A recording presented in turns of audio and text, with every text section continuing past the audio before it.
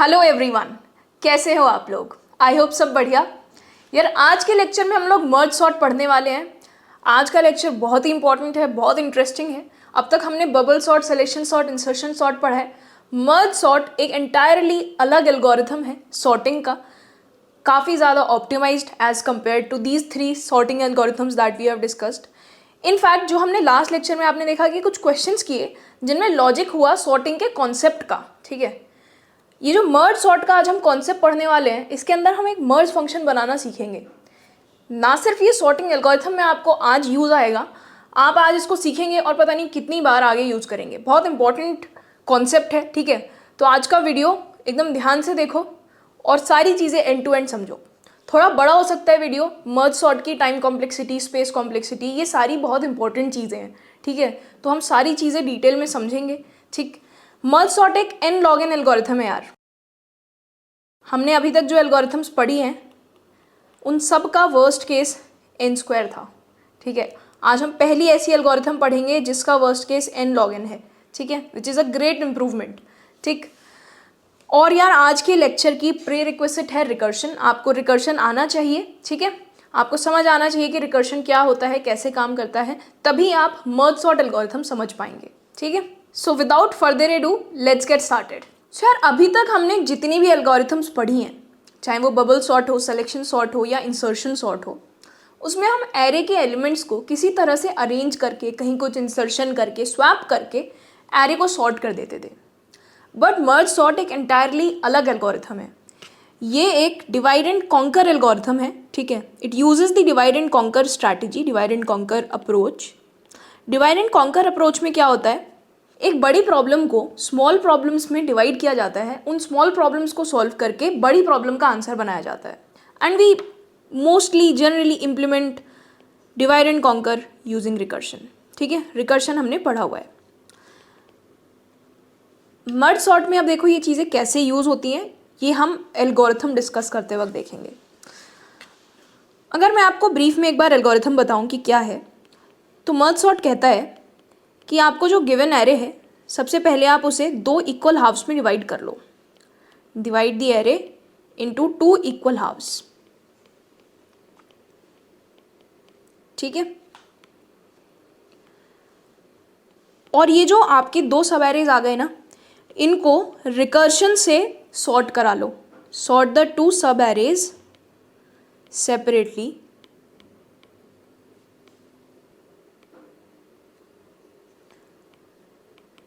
Using recursion.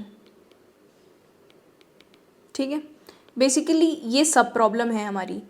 2 सब problems हैं, एक एरे को 2 पार्ट्स में डिवाइड कर दिया और दोनों को रिकर्शन से सॉल्व करा रहे हैं। ठीक है, और दोनों पार्ट्स को जब सॉर्ट करा दिया तो हमारे पास 2 सॉर्टेड सब एरेज आ गए। एक बड़ा एरे था। ठीक है, रिकर्शन को बोला कि ये वाला पार्ट सॉर्ट कर दो, रिकर्शन को बोला कि ये वाला पार्ट सॉर्ट कर दो। अब ये जो 2 पार्ट्स आ गए हमारे पास, ठीक है, ये दोनों सॉर्टेड हैं। इन दोनों को हमें मर्ज करके एक ओवरऑल सॉर्टेड एरे बनाना है। ऐसा समझो कि 2 आपके पास एरेज हैं, ये आपस में तो सॉर्टेड है। मे बी यहाँ पे 2 4 6 लिखा हुआ है, यहाँ पे 5 7 9 लिखा हुआ है। ठीक है, इन दोनों को मर्ज करना है, 2 सॉर्टेड एरेज को मर्ज करना है to create an overall sorted array. तो बेसिकली 2 4 5 6 7 9 ये आउटपुट हम चाहते हैं इन दोनों सॉर्टेड एरेज को मर्ज करके। ठीक है, सो मर्ज दी 2 सॉर्टेड सब arrays to create an overall sorted array. ये हमारा सेल्फ वर्क है। ठीक है, हम एक रिकर्सिव कोड लिखने वाले हैं, ये हमारा उसके अंदर सेल्फ वर्क होगा। अब आई एम श्योर कि आपको खुद समझ नहीं आया होगा कि ये क्या हो गया, तो एक एग्जांपल लेते हैं और इसको अच्छे से समझते हैं। यहाँ पर हमने बस ये एल्गोरिथम लिख ली है to give ourselves a base कि हम ये करने वाले हैं ऑन हाई लेवल। ठीक है, अभी सारी चीज़ समझ में आ जाएगी, don't worry. Let's say that we have an array 7 20 4 11 8 2। ठीक है,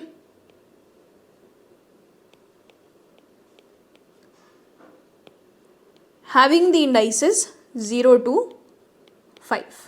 एरे का साइज क्या है, 6 है। ठीक है, तो हमें क्या करना है, हमें रिकर्शन को बोलना है कि यार इस एरे के अंदर दो सब एरेज हैं, इक्वली डिवाइड करो दोनों को, ठीक है। बेसिकली एरे को दो पार्ट्स में डिवाइड करो और दोनों को सेपरेटली सॉर्ट करके ला दो, ठीक है। तो बेसिकली 724 ये एक सब एरे है जो हमें रिकर्शन से सॉर्ट करवाना है, खुद नहीं सॉर्ट करना। और दूसरा सब एरे ये है जो अगेन हमें रिकर्शन से सॉर्ट कराना है, ठीक है। आप ऐसा समझ सकते हो कि हम रिकर्सिव कॉल को यार एरे तो पूरा ही पास करेंगे, 724 11 8 2 है ना,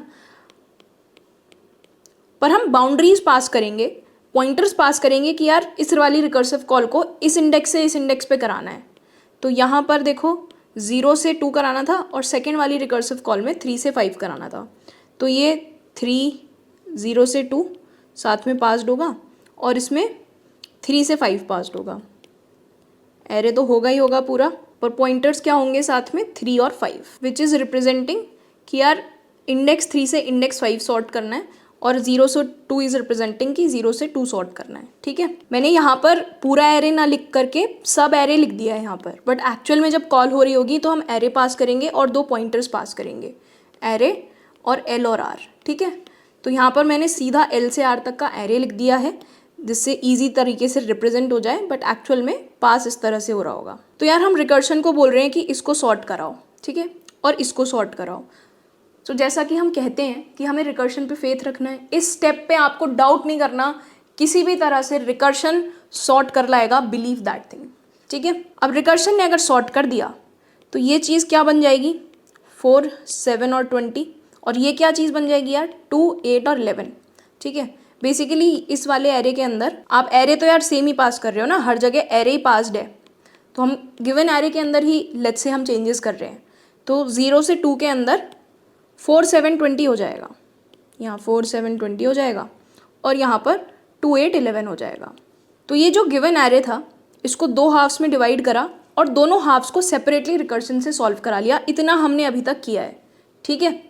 दो हाफ्स में डिवाइड करा, दोनों हाफ्स को सेपरेटली रिकर्शन से सॉल्व करा लिया, पहला हाफ ये दूसरा हाफ ये, ठीक है। एक कॉल ये करी एक कॉल ये करी, इस वाली कॉल से क्या हुआ 720 और 4 जो है सॉर्ट होके 4 7 20 हो गए, ठीक है। सेम एरे पास हो रहा है, एरे के अंदर ही ओवरराइड करेंगे तो यहाँ पर 4 7 20 हो गया मान लो, ठीक है। और यहाँ पर सेम 11 8 2 की जगह 2 8 11, बेसिकली ये part of the array separately sort हो गया, ये part of the array separately sort हो गया, ठीक है। ये हमने रिकर्शन से कराया है। हमें क्या करना है, इन दोनों सॉर्टेड एरेज को किसी तरह मर्ज करके एक ओवरऑल सॉर्टेड एरे बनाना होगा, क्योंकि ये तो हमारा आंसर नहीं है। हमारा आंसर क्या है, हमारा आंसर तो कुछ ऐसा होगा 2 4 7 8 11 20, है ना। तो ये ओवरऑल सॉर्टेड एरे हमें बनाना होगा।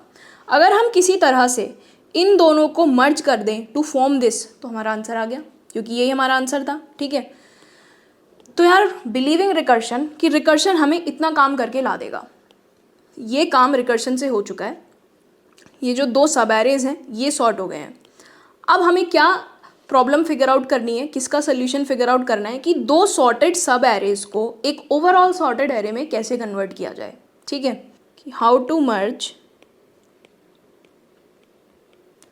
टू सॉर्टेड सब एरेज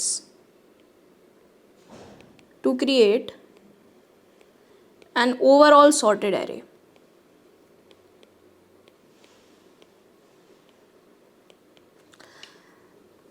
देखो यार, अभी इस पॉइंट ऑफ टाइम पे अगेन मैं फिर से बोल रही हूँ, डू नॉट डाउट कि रिकर्शन ये काम कैसे करेगा। हमने पूरी रिकर्शन की सीरीज़ में यही सीखा है कि हम हाई लेवल पे रिकर्शन पे इस सब प्रॉब्लम पे फेथ रखते हैं कि रिकर्शन सब प्रॉब्लम को सही से सॉल्व कर देगा, ठीक है। तो अभी थोड़ी देर के लिए भूल जाओ कि आगे क्या होने वाला है। लेट्स जस्ट फिगर आउट कि सब प्रॉब्लम सॉल्व हो गई तो हमें खुद से क्या करना है सो दैट बड़ी प्रॉब्लम सॉल्व हो जाए। बड़ी प्रॉब्लम क्या है अब हमारे लिए, पूरे एरे को सॉर्ट करके लेकर आना फ्रॉम दीज टू सॉर्टेड सब एरेज, ठीक है। एक बार ये डिस्कस करने से पहले एक बार हम अपनी बिगर प्रॉब्लम और सब प्रॉब्लम जो हमें दिख रही है उसको थोड़ा सा लिख लेते हैं, ठीक है, फंक्शंस के फॉर्म में। तो यार जैसा कि हम रिकर्शन में करते हैं, सबसे पहले हम अपनी बिग प्रॉब्लम डिफाइन करते हैं फंक्शन के फॉर्म में, है ना। तो हम एक फंक्शन लिखना चाहते हैं मर्ज सॉर्ट, जो कि रिसीव करेगा एक एरे, और दूसरी चीज़ क्या रिसीव करनी पड़ेगी, 2 पॉइंटर्स एल और आर, है ना, क्योंकि हर एक कॉल में हमें बताना है कि कहाँ से लेके कहाँ तक सॉर्ट करना है। तो 2 पॉइंटर्स और 2 पैरामीटर्स और इसको पास होंगे जो रिप्रेजेंट कर रहे हैं कि यार यहाँ से लेके यहाँ तक सॉर्ट करना है। तो अगर ये कॉल हो रही है, so what is the expectation from this call, कि this will sort array from L to R। अगर हमारे पास n साइज का एरे है और अगर हम उसे सॉर्ट करना चाहते हैं तो हम L की वैल्यू 0 और R की वैल्यू n-1 पास करेंगे, राइट। क्योंकि देखो एरे का साइज अगर n है तो लास्ट वैलिड इंडेक्स n-1 होगा ना, इसलिए n-1 R की जगह हम पास करेंगे। तो हमारा आंसर किस चीज़ से आएगा, हम मेन में से क्या कॉल करेंगे, हम मेन से कॉल कर रहे होंगे कुछ इस तरह की कि यार मर्ज सॉर्ट एरे, और L की जगह 0 और n-1 R की जगह पास करे होंगे। ये कॉल हम मेन के अंदर करेंगे, ठीक है। This is the main problem that we want to solve, ठीक। उसके लिए हमने क्या डिसाइड किया कि यार अगर हमें L से R तक सॉल्व करना है तो हम एक मिड पॉइंट निकालेंगे और फर्स्ट हाफ को रिकर्शन से सॉल्व कराएंगे, सेकेंड हाफ को रिकर्शन से सॉल्व कराएंगे। तो अगर हमें मिड पॉइंट निकालना है तो हम कह सकते हैं, मान लो चलो L से R पे भी काम करते हैं, और मिड क्या होगा L से R के बीच का, L प्लस R/2, ठीक है। अगर L की वैल्यू 0 है और R की वैल्यू 5 है तो मिडल पॉइंट 2 है, जो कि आप निकाल सकते हो 0 + 5/2 करके, ठीक है। तो यार मिड आ जाएगा 2, ठीक है। और हम क्या करना चाहते हैं इस मिड का, कि यार L से R सॉर्ट करना है तो हम रिकर्शन को बोलेंगे, क्योंकि यार देखो रिकर्सिव फंक्शन कौन सा है हमारा, मर्ज सॉर्ट है, जो रिकर्सिव फंक्शन है, जो मेन फंक्शन लिखेंगे हमारा, ठीक है। मर्ज सॉर्ट को ही दोबारा से कॉल करना है हमें, लेकिन इस बार कहाँ से कहाँ तक, L से मिड तक। एक कॉल ये L से मिड तक लगेगी ना, L ये है, R ये है और मिड ये है। तो एक कॉल हम 0 से 2 की लगाएंगे और एक कॉल हम 3 से 5 की लगाएंगे। बेसिकली दूसरी कॉल मिड प्लस 1 से R की लगेगी, ठीक है। तो L से मिड ये हो गया और मिड प्लस 1 से R ये हो गया। ये दोनों कॉल्स हमें रिकर्शन से लगवानी है, ठीक है। तो एरे एज इट इज़ पास होगा, L पास ही, L तो L ही रहेगा, लेफ्ट जो पॉइंटर है, और जो राइट पॉइंटर है वो मिड होगा इस बार। फर्स्ट हाफ सॉर्ट को इससे क्या होगा, इससे फर्स्ट हाफ सॉर्ट होगा, ठीक है। और merge sort array, second half को सॉर्ट करने के लिए लेफ्ट पॉइंटर की जगह मिड प्लस 1 दोगे, राइट पॉइंटर की जगह R दोगे, ठीक है। आई होप ये वाली चीज़ समझ आई है, क्योंकि ऐसे देख लो यहाँ पे, यहाँ L है, ये मिड है, ये R है। तो L से मिड फर्स्ट हाफ और मिड प्लस 1 से R सेकेंड हाफ, ठीक है। अब इन दोनों कॉल्स से हम एक्सपेक्ट कर रहे हैं, हम रिकर्शन पे फेथ रख रहे हैं कि इसने अपना काम कर दिया होगा। L से मिड सॉर्टिंग हो चुकी होगी, मिड प्लस 1 से R सॉर्टिंग हो चुकी होगी, तो यहाँ पर 4 7 20 आ गया होगा, यहाँ 2 8 11 आ गया होगा। इसके बाद हमें क्या करना है, हमें इन 2 सॉर्टेड सब एरेज को मर्ज करना है, ठीक है। तो हम एक मर्ज फंक्शन लिखेंगे जो हमारे लिए क्या करके ला के देगा, चलो इसको ना हम 3 चीज़ें पास करते हैं, L, मिड और R, जो रिप्रेजेंट कर रहा है अगेन कि यार पहला जो सब एरे है वो L से मिड तक प्रेजेंट है, और जो दूसरा सब एरे है वो मान लो कि मिड प्लस 1 से R प्रेजेंट होगा, ठीक है। तो पहला सब एरे ये है, दूसरा सब एरे ये है, ये दोनों सॉर्टेड हैं, आपको इन्हें मर्ज करना है। मर्ज फंक्शन को हम ये बोल रहे हैं, ठीक है। ट्री में अभी हम आगे बढ़ेंगे, सब सीखेंगे, बट अभी हम ज़रा फोकस करते हैं इस मर्ज फंक्शन पे कि इसको कैसे लिखा जाए, 2 सॉर्टेड एरेज को कैसे मर्ज करके एक ओवरऑल सॉर्टेड एरे बनाया जाए, ठीक है। देखो इन दोनों लाइंस के एग्जीक्यूट होने के बाद हमारे एरे का स्टेटस क्या होगा। अगर एरे ओरिजिनली 7 24 11 8 2 पास्ड है, और अगर आपने इतने पार्ट पे मर्ज सॉर्ट कॉल कर दिया है, इतने पार्ट पे मर्ज सॉर्ट कॉल कर दिया है, तो एरे का स्टेटस ये होगा ना, जो यहाँ पे लिखा है 4 7 20 2 8 11, दोनों चीज़ें सेपरेटली सॉर्ट हो जाएंगी। तो इस वक्त हमारे पास एरे होगा 4 7 20 2 8 11, ठीक है।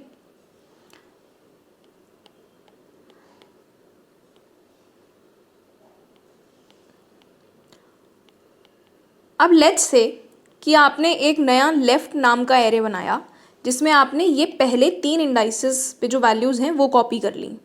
तो लेफ़्ट बन गया 4 7 20, एंड एक और सब एरे बनाया आपने राइट नाम का जिसमें आपने ये लास्ट 3 वैल्यूज़ कॉपी कर ली। तो राइट सब एरे बन गया 3, 8 और 11। ठीक है,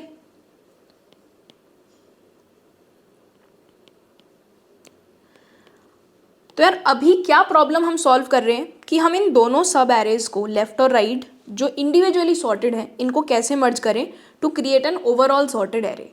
ठीक है, देखो एक ऑप्शन ये है कि आप इन दोनों को सारे एलिमेंट्स मर्ज कर दो, सारे एक ही एरे के अंदर लिख दो, जो एरे के अंदर ऑब्वियसली ऑलरेडी लिखे हुए भी थे और जो हमने सॉर्टिंग एल्गोरिथम सीखी हैं, insertion sort, bubble sort, selection sort, उनको लगा करके सॉर्ट कर दो, है ना।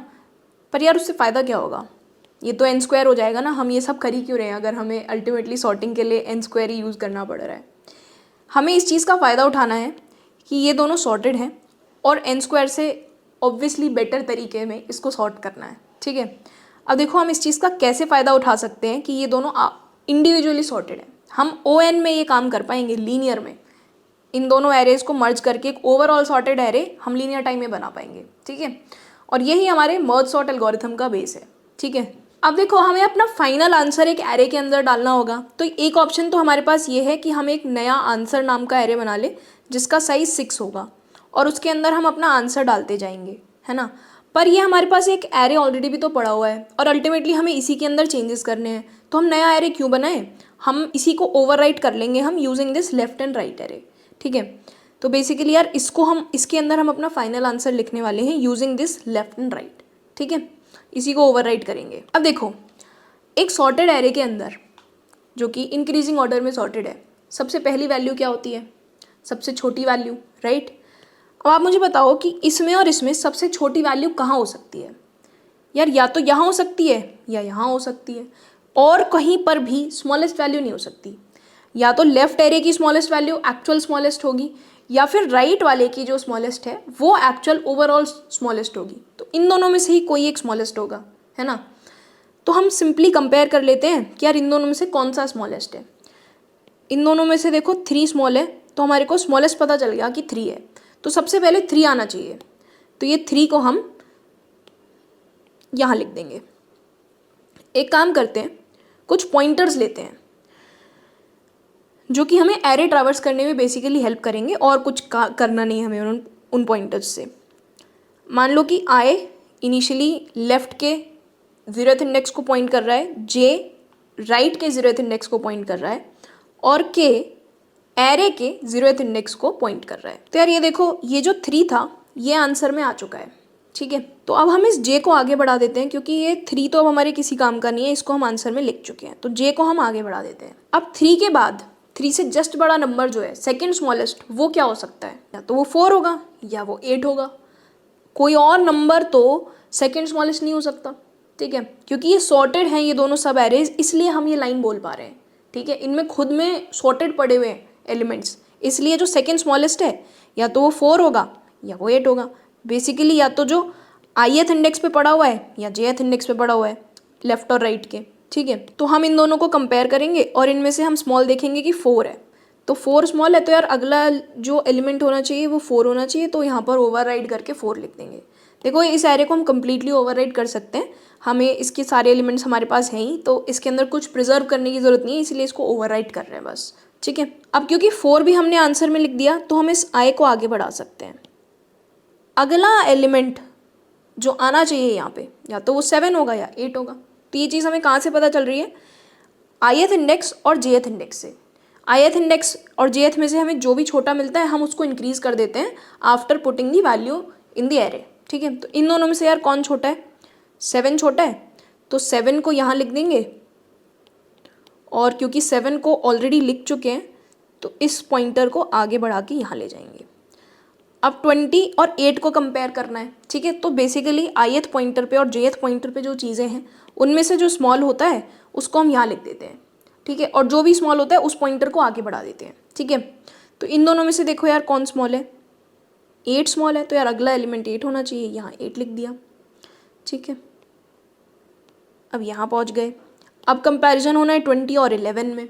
20 और 11 में कंपेयर कर रहे हैं, तो यार 11 छोटा है तो 11 लिख दिया, 11 लिख दिया और 11 को बढ़ा दिया आगे, बेसिकली jth इंडेक्स को आगे बढ़ा दिया। ठीक है, अब देखो यार अब तो आप कंपेयर नहीं कर सकते ना, जे तो आउट ऑफ इंडेक्स चला गया है, राइट एरे का जो साइज़ था वो 3 था, और आप जे को ऑलरेडी थर्ड इंडेक्स पे ले आए हो जो एग्जिस्ट नहीं करता, तो अब हम कुछ नहीं कर सकते, ठीक है। लेकिन अभी क्या हुआ, चलो मान लो कि जे तो बाहर चला गया, लेकिन आई के पास तो कुछ वैल्यूज़ हैं जो अभी हमें लिखनी थी इसके अंदर, ठीक है। तो आई के पास जितनी भी वैल्यूज़ हैं वो सारी आप एज इट इज़ जाके यहाँ पर कॉपी कर दोगे, ठीक है। तो आई के पास फ़िलहाल एक ही वैल्यू बची है 20, जो यहाँ पर लिख दी जाएगी, ठीक है। ये लास्ट वाला स्टेप मैं आपको एक और एग्जांपल से समझाऊंगी। लास्ट वाले स्टेप को छोड़ के अभी तक जो हमने किया है, अगर मैं उसका सूडो कोड लिखूं तो वो कैसा दिखेगा यार। देखो, हमने एक आई लिया है पॉइंटर जिसको हम 0 से इनिशियलाइज कर रहे हैं, जो ये रिप्रेजेंट कर रहा है, यहाँ से शुरू हो रहा है आई, ठीक है। और जे लिया एक जो अगेन 0 से शुरू हो रहा है, और एक के लिया है, ठीक है। हमें यहाँ पर दिख रहा है कि ये के जो है 0 से शुरू हो रहा है, बट एक्चुअल में जब एरे पास होता है तो लेफ़्ट और राइट पॉइंटर्स के साथ पास होता है, ठीक है।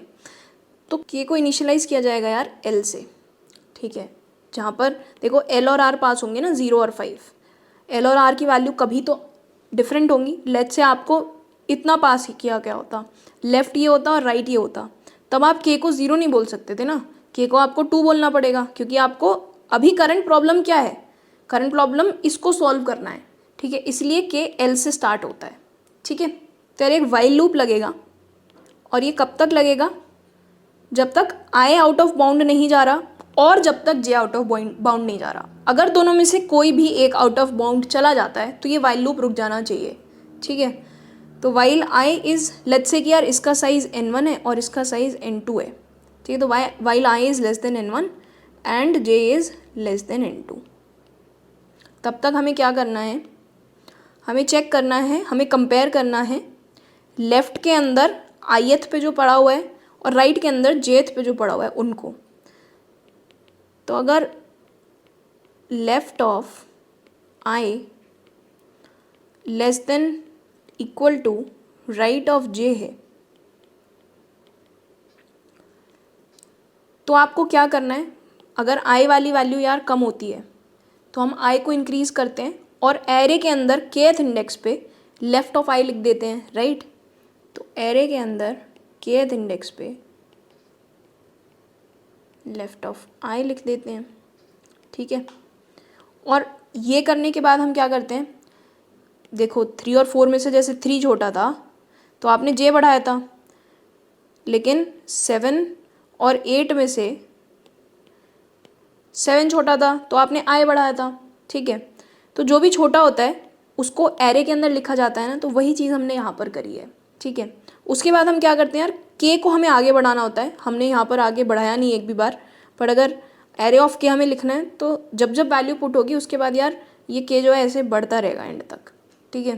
तो इसके बाद हमें के प्लस प्लस करना होगा और हमें आई प्लस प्लस करना होगा, ठीक। ये इस इफ़ के अंदर आए हैं 3 स्टेटमेंट्स, ठीक है। हम ना इस चीज़ को और भी शॉर्ट करके लिख सकते हैं, ये जो हमने के प्लस प्लस और आई प्लस प्लस नेक्स्ट लाइन में लिखा है हम इसको यहाँ पर ही लिख सकते हैं, क्योंकि पोस्ट इंक्रीमेंट ऑपरेटर्स है ना, तो आप इंडाइसिस के साथ यहाँ पर भी लिख सकते हो, ठीक है। तो असाइन होने के बाद के प्लस प्लस और आई प्लस प्लस खुद से हो जाएगा, या फिर आप अगली लाइन में लिख सकते हो, एक ही बात है, ठीक है। तो ये तो हो गया इफ़ के अंदर। एल्स में हमें क्या करना है कि यार अगर राइट ऑफ जे पे हमें छोटी वैल्यू मिल जाए तो हमें क्या करना है, तो हमें एरे ऑफ के अंदर राइट ऑफ जे लिखना है, ठीक है। एरे ऑफ के अंदर राइट ऑफ जे लिखना है लेफ़्ट की जगह, और के को भी इंक्रीज़ करना होगा, है ना। जैसे ही आप वैल्यू पुट कर दोगे उसके बाद आपको के को आगे बढ़ाना होगा नेक्स्ट वैल्यू को रखने के लिए, ठीक है। तो के तो इंक्रीज़ करोगे ही और जे भी इंक्रीज़ करोगे, क्योंकि वो करंट वैल्यू जो भी आपने राइट ऑफ जे पे है वो तो आपने यूज़ कर ली, इसलिए आपको जे आगे बढ़ा देना चाहिए, ठीक है। तो इतना पार्ट तो ये हो गया। लेकिन यार हमने अभी देखा था कि एक ऐसा मोमेंट आता है जब आई या जे में से कोई एक चीज़ बाहर चली जाती है, और हो सकता है कि लेट्स से जे बाहर चला गया बट आई मान लो कहीं पीछे छूट गया था, ठीक है। तो आई के बाद जितने भी सारे एलिमेंट्स हैं वो सब भी तो हमारे फाइनल एरे के अंदर आने चाहिए, तो हमें वो सब भी फाइनल एरे के अंदर लिखना होता है। इसके लिए उसके लिए हम इसके बाद एक और थोड़ा सा कोड लिखते हैं, ठीक है। पर उस कोड को लिखने से पहले ना मैं आपको एक एग्जांपल बता देती हूँ, और जिससे आपको और ज़्यादा क्लियर हो जाएगा कि हमें इसके बाद और कोड क्या लिखना है और क्यों उसकी ज़रूरत है। मान लो कि आपके पास ना लेफ़्ट एरे कुछ इस तरह से था, और मान लो कि राइट एरे था ये।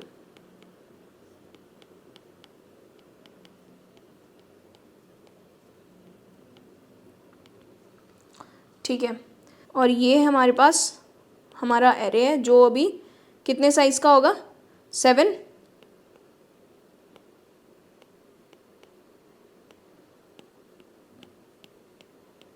ठीक है, यहाँ पर कुछ कुछ होगा, क्या है उससे हमें फ़र्क नहीं पड़ता, हम ओवरराइट ही करने वाले हैं। तो यार हम बेसिकली एक और ट्राई रन कर रहे हैं मर्ज का, ठीक है, सो दैट आपको क्लियर हो जाए कि क्या हो रहा है। आई यहाँ से शुरू होगा, जे यहाँ से शुरू होगा, और के यहाँ से शुरू होगा। ठीक है, इन दोनों को कंपेयर करोगे, जो छोटा होगा उसको यहाँ लिख दोगे। 5 छोटा है तो 5 को सिंपली यहाँ लिख दिया।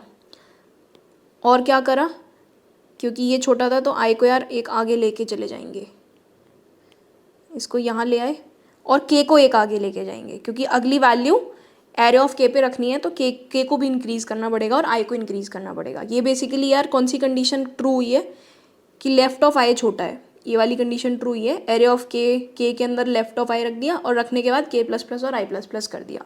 ठीक है, तो आई प्लस प्लस हो गया, के प्लस प्लस हो गया। ठीक है, अगेन अब आई और जे को कंपेयर करोगे, 7 छोटा है तो यहाँ 7 रख दोगे और जे को आगे लेके जाओगे। आई और जे को कंपेयर करोगे, बेसिकली लेफ्ट ऑफ आई और राइट ऑफ जे को कंपेयर करोगे। राइट ऑफ जे छोटा है तो जे को इंक्रीज़ करोगे, और के को इंक्रीज़ करोगे। Let's take 3 pointers to traverse our 3 arrays. I starts from 0, J starts from 0, and K here starting from 0, but we will start it from L. ठीक है, बिकॉज एरे के इंडाइसेस जो आप पास कर रहे हो रिकर्सिव कॉल में वो एल और आर हैं, और एरे को आपको कहाँ से कहाँ तक फिल करना है that is determined by these L and R. ठीक है, तो के एल से शुरू होगा which is 0 for now, let's say. ठीक है, तो आप यार इन दोनों को कंपेयर करोगे, आपको दिखेगा कि लेफ्ट ऑफ आई छोटा है तो आप आई को इंक्रीज़ कर दोगे और के को इंक्रीज़ कर दोगे, and at the same time आपने ये इंक्रीज़ करने से पहले यहाँ पर 5 यहाँ लिख दिया है, उसके बाद आई को इंक्रीज़ कर दिया है, के को इंक्रीज़ कर दिया है। बेसिकली ये वाली लाइन चली है, लेफ्ट ऑफ आई छोटा था राइट ऑफ जे से, तो array of K plus plus equal to left of I plus plus हो गया, यहाँ पर 5 आ गया, आई और के आगे बढ़ गए। अब सिमिलरली यार जब तक आई लेस देन n1 है और जे लेस देन n2 है तब तक हम ये चीज़ करते रहेंगे। n1 देखो यहाँ पर 4 है और n2 3 है, ओवरऑल एरे का साइज 7 है which is n1 plus n2 only. ठीक है, इनको कंपेयर कर रहे हैं, 7 छोटा है तो यहाँ 7 लिख देंगे, जे को इंक्रीज़ कर देंगे, के को इंक्रीज़ कर देंगे।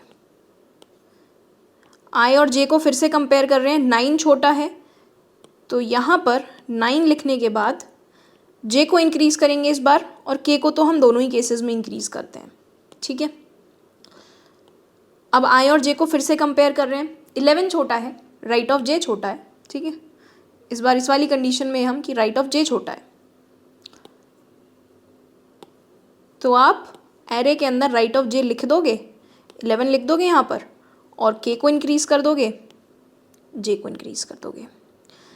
अब यार देखो ये वाला लूप तो यहाँ पर ख़त्म हो जाएगा क्योंकि कंडीशन ब्रेक हो गई है, जे n2 के इक्वल हो गया है, n2 3 है और जे भी 3 हो चुका है। ठीक है, आउट ऑफ बाउंड जा चुके हैं, लेकिन हमारा आंसर अभी तक कंप्लीट नहीं हुआ है। जो ये वाला एरे था जो पूरा ट्रैवर्स नहीं हुआ है उसके अंदर जो भी वैल्यूज़ हैं वो भी यहाँ आनी चाहिए, तभी तो हम कंप्लीट एरे हमें मिल पाएगा, तभी तो, है ना। तो ये जो बची हुई वैल्यूज़ हैं इन्हें हमें यहाँ पर लिखना है। इन्हें लिखने के लिए हम एक लूप लगा सकते हैं कि यार जब तक आई लेस देन n1 हो तब तक क्या करो, एरे के अंदर के प्लस प्लस तो करते रहोगे ना लिखने के साथ साथ, K plus plus equal to left of I plus plus. ठीक है, तो इससे क्या होगा यार, ये सारी वैल्यूज़ यहाँ पर आ जाएंगी। ठीक है, तो आप यहाँ पर 15, 20, 25 लिख दोगे, तो अब आपके पास कंप्लीट एरे हो गया है। n1 वैल्यूज़ इससे उठा ली, n2 वैल्यू यहाँ से उठा ली और n वैल्यूज़ यहाँ पर रख दी। ठीक है, बट यार एट द सेम टाइम ऐसा भी हो सकता था, इस केस में क्या हुआ, आई पीछे रह गया और जे आगे आ गया, ठीक है। ऐसा भी हो सकता था कि जे पीछे रह जाता और आई आउट ऑफ बाउंड हो जाता। तो starting from J until n2, until J is less than n2, वो वैल्यूज़ हमें फाइनल एरे में रखनी होती, ठीक है। आई होप ये वाली बात आप समझ पा रहे हो। देखो यहाँ पर इस केस में आई पीछे है और जे आगे निकल गया है, लेकिन ऐसा भी हो सकता था कि यार जो जे है वो कहीं पीछे रह जाता और आई आउट ऑफ बाउंड हो जाता। तो राइट वाले एरे के अंदर जो वैल्यूज़ हैं वो हमें यहाँ पर फिल करनी होती, ठीक है। तो उस केस को भी हम कवर करेंगे। सिमिलर सा लूप लिख सकते हैं हम, इस बार आई की जगह जे यूज़ करेंगे, जे लेस देन n2, और एरे के अंदर वैल्यूज़ राइट वाले एरे से डालेंगे, राइट जे प्लस प्लस, ठीक है। तो यार एक तो ये कोड प्लस ये कोड, इसेंशली ये लूप्स हमें लगाने होंगे to fill the array of size n। अब देखो इस कोड की अगर हम टाइम कॉम्प्लेक्सिटी सोचें कितनी होगी, तो यार आपने कोई नेस्टेड काम नहीं किया है, ये सिंपल लूप लगाया है एक और ये लगाए हैं लूप्स, ठीक है।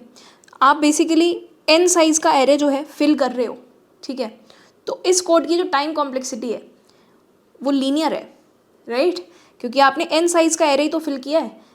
यहाँ से ऐसे ऐसे करते गए हो यूजिंग दिस लूप, इसके बाद या तो ये वाला चलता है या फिर ये वाला चलता है, डिपेंडिंग अपॉन कौन सी चीज़ पीछे छूट गई, राइट। तो आप टोटल n टाइम्स ट्रैवर्स करते हो और इस n साइज़ के एरे को फिल करते हो। तो ये जो मर्ज फंक्शन लिखा गया है, ठीक है, इस फंक्शन को लेट्स से हम नाम दे दें अगर मर्ज, तो ये जो मर्ज फंक्शन है इसकी टाइम कॉम्प्लेक्सिटी लीनियर है, ठीक है। ये O ऑफ n टाइम में चलता है। याद रखो मर्ज सॉर्ट की टाइम कॉम्प्लेक्सिटी लीनियर नहीं है, मर्ज फंक्शन की, ये जो मर्ज फंक्शन है ना इसकी टाइम कॉम्प्लेक्सिटी लीनियर है। हमने लीनियर टाइम में दो सॉर्टेड एरेज को मर्ज करके ओवरऑल सॉर्टेड एरे बना लिया। मर्ज सॉर्ट की टाइम कॉम्प्लेक्सिटी तो अभी हमें निकालनी पड़ेगी वो, ठीक है, वो तो अभी हम देखेंगे क्या आएगी। चलो गोइंग बैक टू कि यार ये रिकर्शन एक्चुअल में कैसे कॉल्स होंगी, क्या होगा, ये सब हम देखते हैं। इतना हम समझ चुके हैं कि दो सॉर्टेड एरेज को कैसे मर्ज किया जाएगा, ठीक है।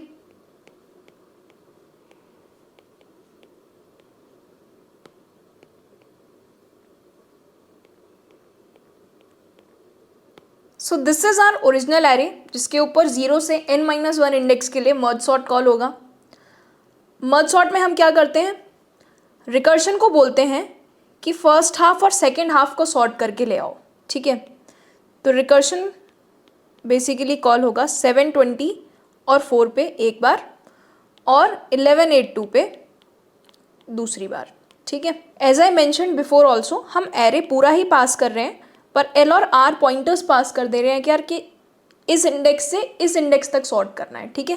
बट फॉर इजी रिप्रेजेंटेशन अभी हम यहाँ पर लेफ्ट और राइट एरेज दोनों अलग बनाकर एल से आर नहीं लिख रहे हैं, ठीक है, डायरेक्टली हमने एरे लिख दिया यहाँ पर, ठीक है।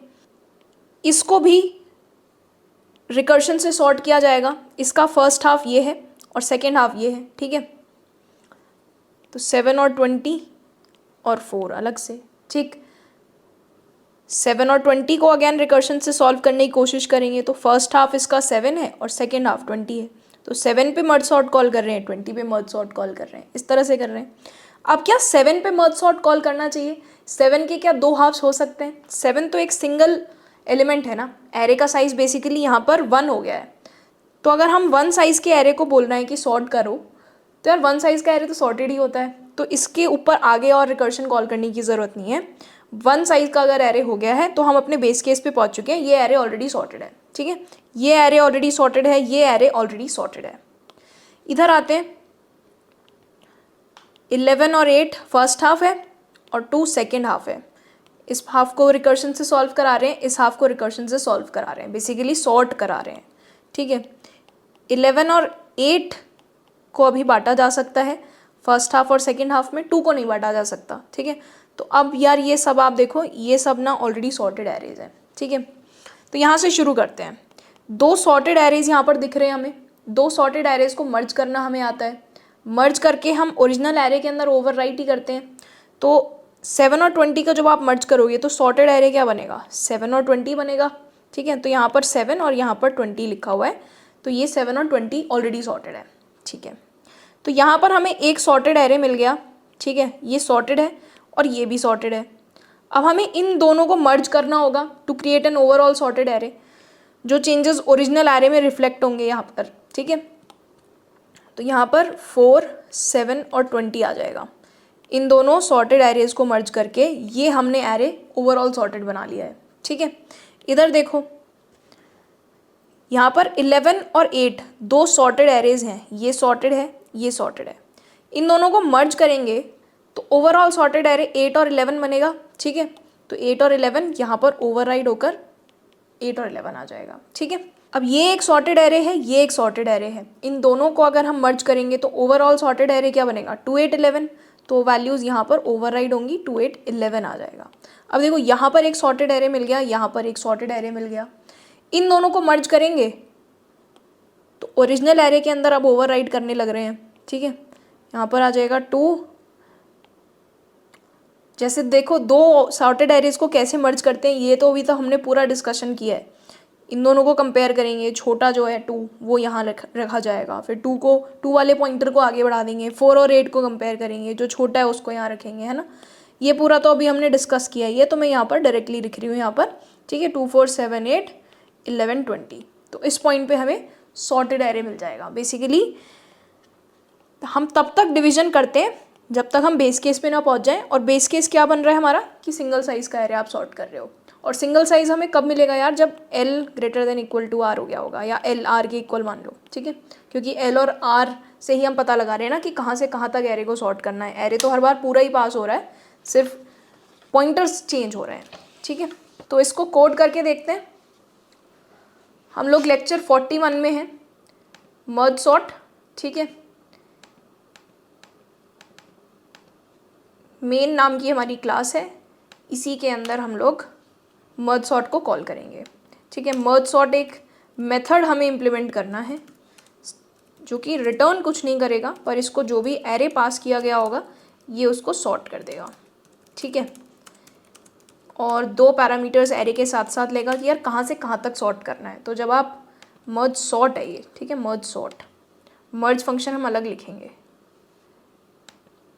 और मेन से आप क्या कॉल करोगे, जो भी एरे है वो, लेट्स से जो एरे आपको सॉर्ट करना है वो है, ठीक है। और इसके ऊपर आप मर्ज सॉर्ट कॉल करोगे 0 से n-1 तक। और n क्या है, n है एरे का साइज़, ठीक है। तो n निकाल लो, array dot size, array dot length, और यहाँ पर n-1 पास कर दो, ठीक है। इसके बाद जब हम एरे को प्रिंट करने लगें, एक मेथड लिख लेते हैं, डिस्प्ले एरे। इसको जो भी एरे पास किया जाए ये उसको प्रिंट कर देता है। ये मेथड बस इतना करता है, ठीक है। डिस्प्ले एरे इम्प्लीमेंट करना होगा हमें, स्टैटिक वॉइड डिस्प्ले एरे। ये एक एरे रिसीव करता है और जो भी एरे इसको मिला उसको ये सिंपली प्रिंट कर देता है, ठीक है। For int value in array print value, ठीक है।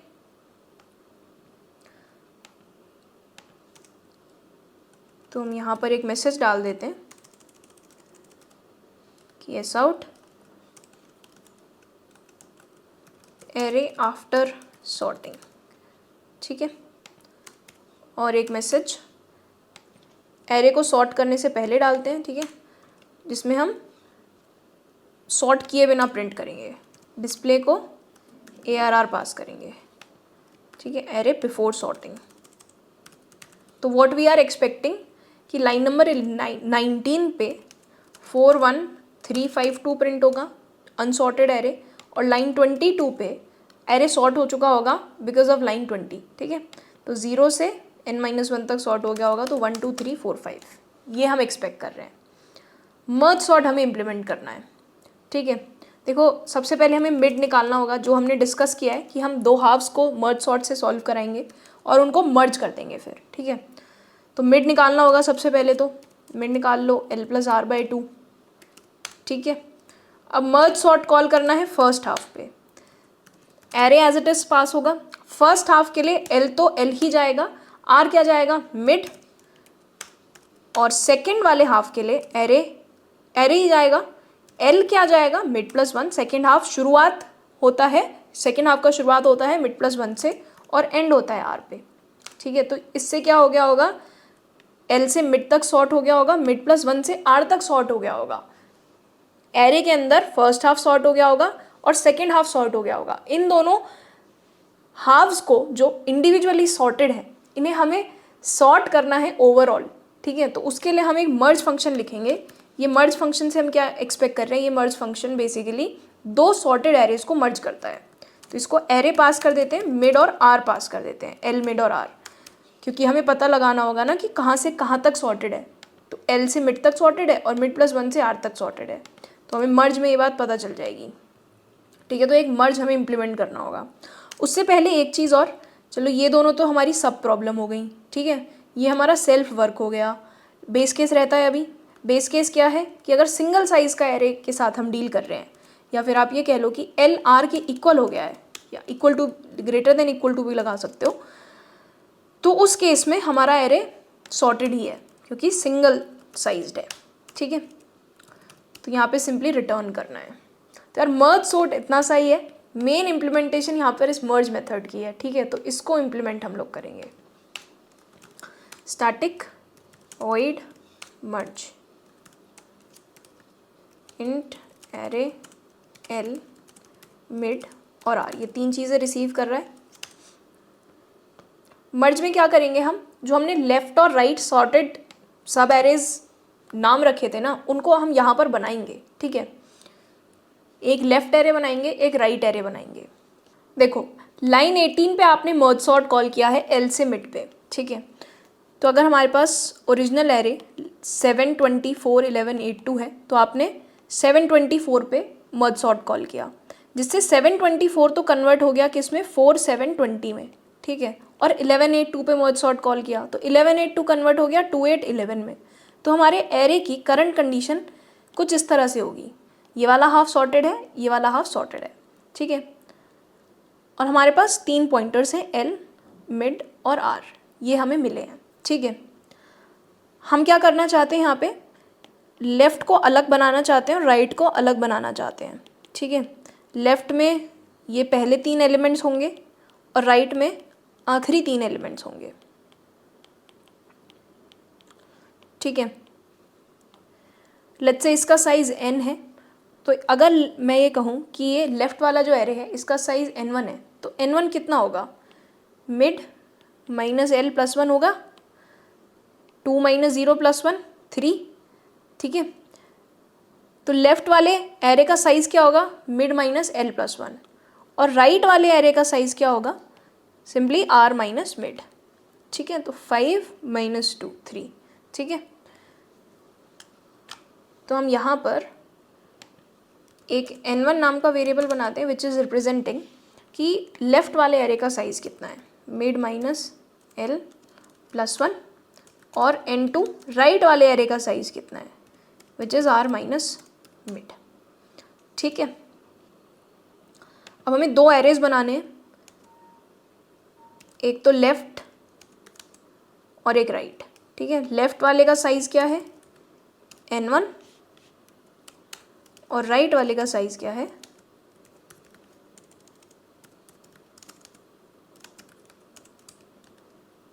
n2, ठीक। अब लेफ़्ट और राइट के अंदर हमें कॉपी करना होगा। अभी जो आपने लेफ़्ट और राइट बनाया है अभी तो ये खाली है ना, बाय डिफ़ॉल्ट तो 0 पड़ी होती है वैल्यू वैसे, ठीक है। हमें ये वाली वैल्यूज़ यहाँ पर रखनी है और ये वाली वैल्यूज़ हमें यहाँ पर रखनी है, ठीक है। तो उसके लिए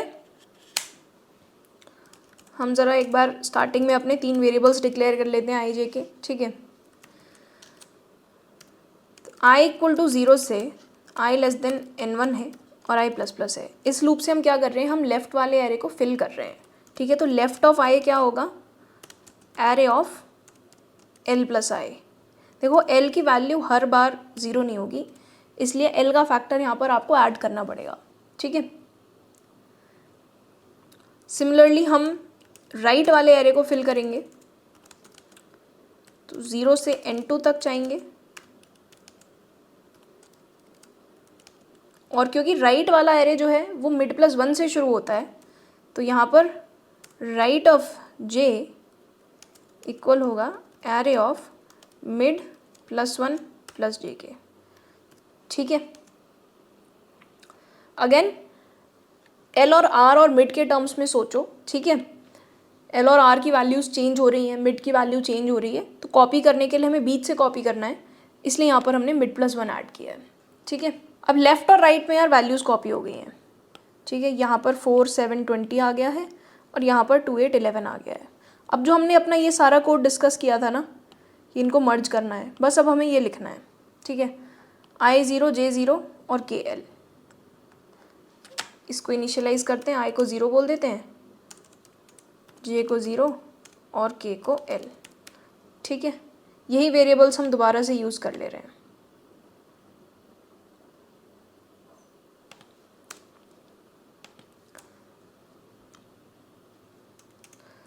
कि जब तक I लेस देन n1 है और जब तक J लेस देन n2 है तब तक हमें क्या करना है, चेक करते रहना है कि left of I less then right of J तो नहीं है। अगर ऐसा है, अगर लेफ़्ट ऑफ I छोटा है,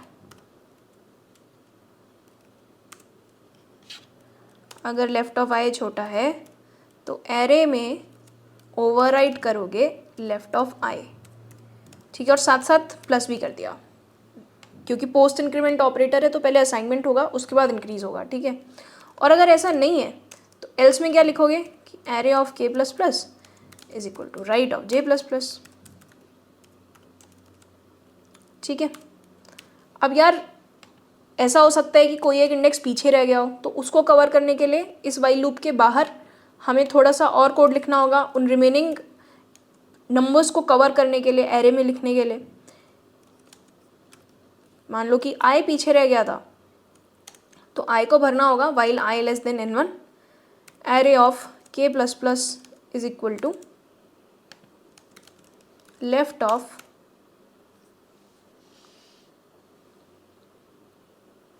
I प्लस प्लस। ठीक है, जब तक I लेस देन n1 है। और अगर J पीछे रह गया था तो array of K plus plus is equal to right of J plus plus. ठीक, बस ये हो गया हमारा मर्ज फंक्शन।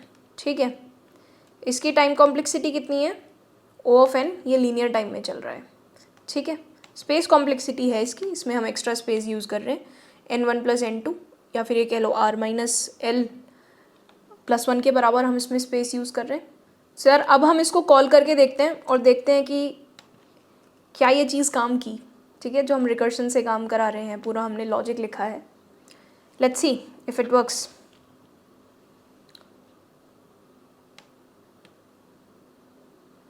तो देखो, एरे बिफोर सॉर्टिंग 4 1 3 5 2 है और एरे आफ्टर सॉर्टिंग 1 2 3 4 5 है। ठीक है, हम बेटर रिप्रेजेंटेशन के लिए इसको नेक्स्ट लाइन में प्रिंट नहीं करते। ठीक है, अब हम इजीली आउटपुट देख पाएंगे कि एरे बिफोर सॉर्टिंग 4 1 3 5 2 है और एरे आफ्टर सॉर्टिंग 1 2 3 4 5 है। आप इसको थोड़ा सा और फॉर्मेट सही से कर सकते हो, ये सेम ही लाइन में आ गया तो हम इसको नेक्स्ट लाइन में लिख सकते हैं, है ना। यहाँ पे एक और एक्स्ट्रा लाइन प्रिंट कर दो, क्योंकि ऊपर से स्पेस प्रिंट हो रहा था, तो अब बिल्कुल क्लीन आ गया एरे बिफोर सॉर्टिंग और एरे आफ्टर सॉर्टिंग। ठीक है, before moving to the time and space complexity analysis, एक बार ये सोचो कि इस कोड के अकॉर्डिंग ट्री में कॉल्स का ऑर्डर क्या होगा। वीडियो पॉज करो और ये देखो कि क्या ऑर्डर में कॉल्स हो रही हैं। ठीक है, सबसे पहले ये कॉल होगी, इस कॉल के अंदर हम पहले ये वाली कॉल करते हैं एल से मिड पे। ठीक है, तो ये वाली कॉल हो गई। इस कॉल के बाद क्या होगा, ये वाली कॉल थोड़ी ना होगी। अगर ये वाली कॉल हुई है तो इस कॉल के अंदर जो भी हो रहा होगा पहले वो होगा। अब हर एक कॉल के अंदर पहले left part of the array को सॉर्ट किया जाता है, तो इस कॉल के बाद यार ये वाली कॉल होगी। ठीक है, इस कॉल के बाद ये कॉल होगी, ठीक है, जब ये कॉल कंप्लीट हो जाएगी तब हम इस कॉल पे आएंगे, ठीक।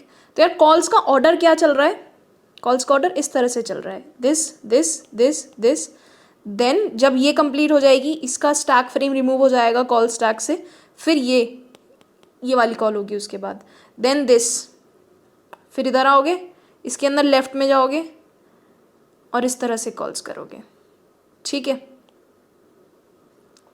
तो कॉल्स का ऑर्डर इस तरह से होगा, ऐसा हमने सिर्फ बनाने के लिए ऐसे बना दिया है, बट कॉल्स का ऑर्डर क्या है, आई होप ये चीज़ आपको समझ आ रही है, ठीक है।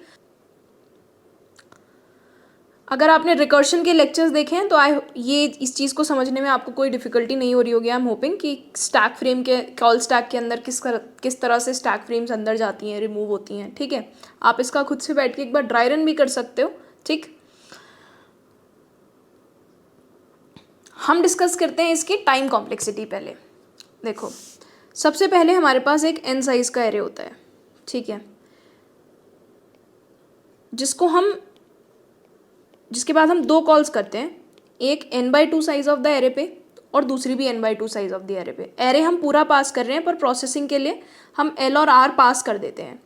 तो अगर हम इस l और r को बाउंड करें तो आप n/2 साइज़ का प्रोसेसिंग कर रहे हो और n/2 साइज़ का प्रोसेसिंग इधर कर रहे हो, ठीक है। उसके बाद फिर हाफ में स्प्लिट होता है, तो n/2 के लिए n/4 वाले साइज़ का प्रोसेसिंग साइज़ के एरे का प्रोसेसिंग होगा और इधर n/4 का, सिमिलरली n/4 ऐसे करके यार यहाँ पे n/8 n/8, ठीक है।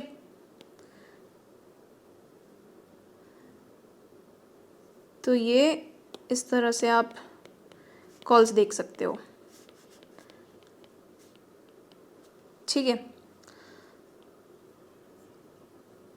देखो यार, ये लास्ट लेवल पे क्या होता है, एक साइज़ का एरे मिलता है हमें, वन साइज़ का एरे मिलता है, वन साइज़ के एरे पे ही तो हम रुकते हैं। यहाँ देखो, वन साइज़ के एरे पे ही हम बेस केस मानते हैं, ठीक है।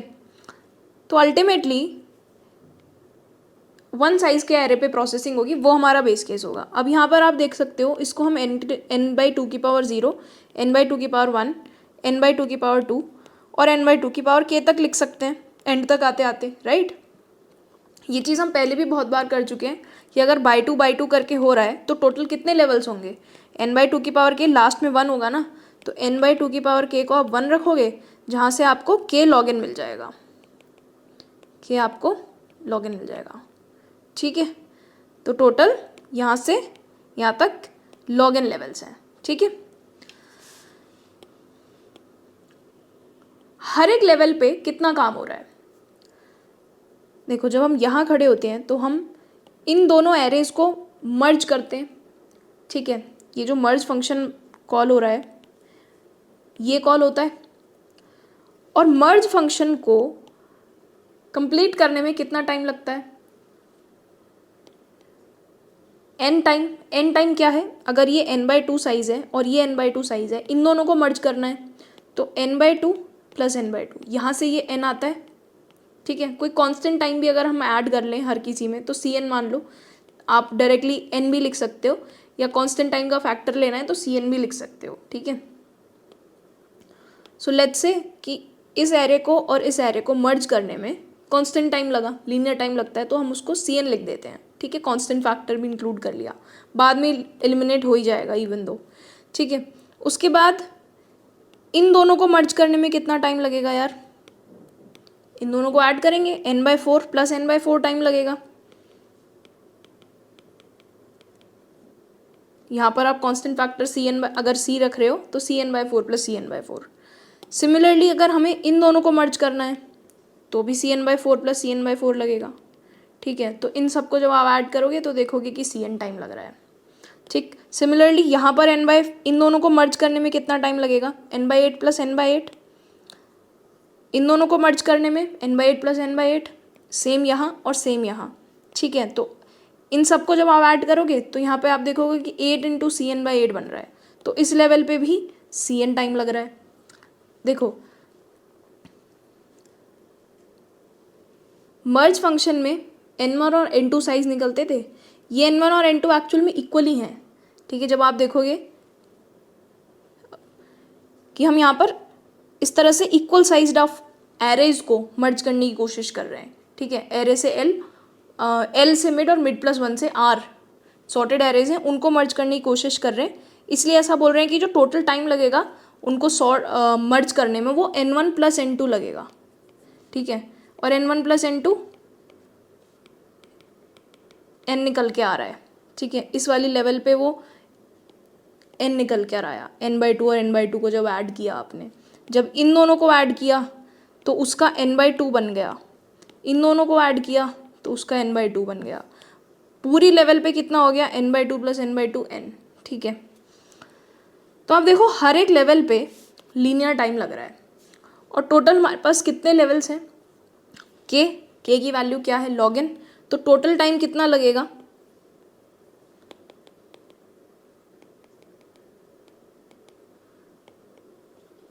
टोटल लेवल्स के हैं और हर एक लेवल पे cn टाइम लग रहा है मर्जिंग में, ठीक है। तो KCN ये, ठीक है। c को ऐसे लिख लो और k की वैल्यू log n है और n ये आ गया।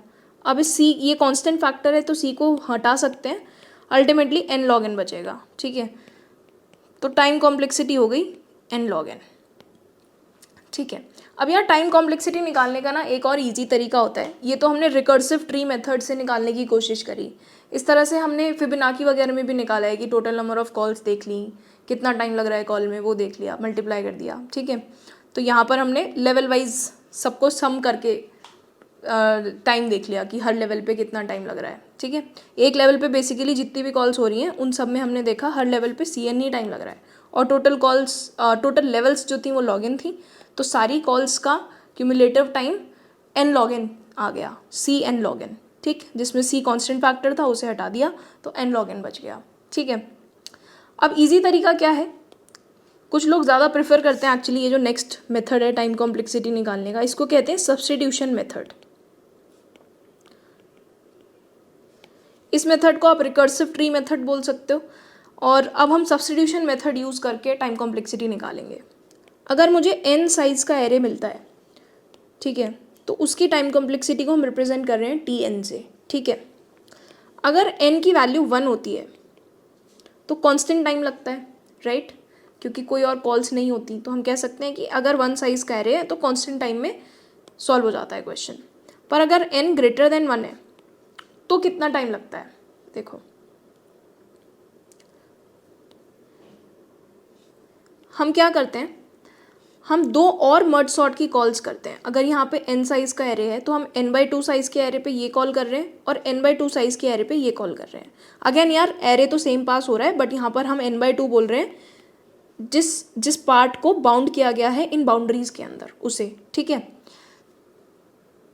तो अगर यहाँ पर Tn टाइम लग रहा है, अगर हम मर्ज सॉर्ट को रिप्रेजेंट कर रहे हैं t फंक्शन से टाइम से, तो n साइज़ के एरे के लिए अगर Tn टाइम लग रहा है तो हम कह सकते हैं कि यहाँ पर Tn/2 टाइम लगेगा, है ना, और यहाँ पर भी Tn/2 टाइम लगेगा क्योंकि यहाँ पर मर्ज सॉर्ट n/2 साइज़ पे कॉल हो रहा है और यहाँ पर भी मर्ज सॉर्ट n/2 साइज़ पे कॉल हो रहा है।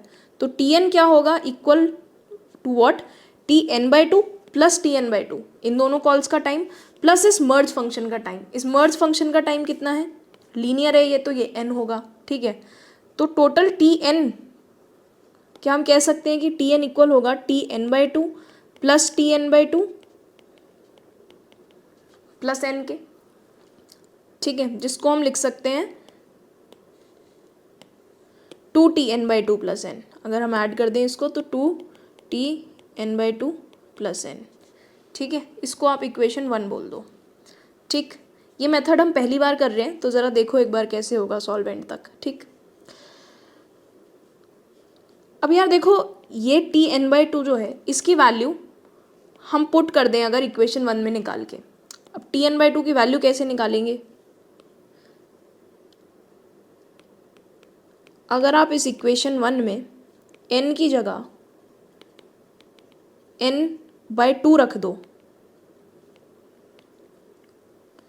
तो Tn/2 क्या निकल के आएगा, 2T, n की जगह यार n/2 रख रहे हैं, ठीक है, तो यहाँ पर n/2/2 हो जाएगा तो यहाँ पर n/4 आ जाएगा। प्लस n/2, ठीक है, ये इक्वेशन 2 बोल दी। अब put Tn/2 from equation 2 equation 1, तो Tn क्या निकल के आएगा 2। यहाँ पर Tn/2 की वैल्यू रखेंगे, Tn/2 की वैल्यू ये है ना, इसको यहाँ पुट करने वाले हैं, और ये प्लस n, ये वाला प्लस n बाहर रख दिया, इसकी वैल्यू पुट कर दो यहाँ पर, तो ये हो जाएगा 2⁻² Tn/2⁻² प्लस 2n।